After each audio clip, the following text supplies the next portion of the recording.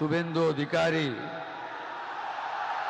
ঈশ্বরের নামে শপথ করিতেছি যে বিধি দ্বারা স্থাপিত ভারতের সংবিধানের প্রতি আমি অকৃত্রিম নিষ্ঠা ও আনুগত্য পোষণ করিব।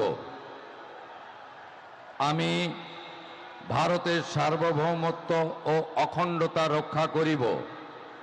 পশ্চিমবঙ্গ রাজ্যের মুখ্যমন্ত্রী রূপে আমার কর্তব্যসমূহ নিষ্ঠাপূর্বক এবং বিবেকসম্মতভাবে নির্বাহ করিব এবং ভয় বা পক্ষপাত, প্রীতি বা বিদ্বেষ রহিত হইয়া সকল শ্রেণীর জনগণের প্রতি সংবিধান ও বিধি অনুসারে ন্যায় আচরণ করিব।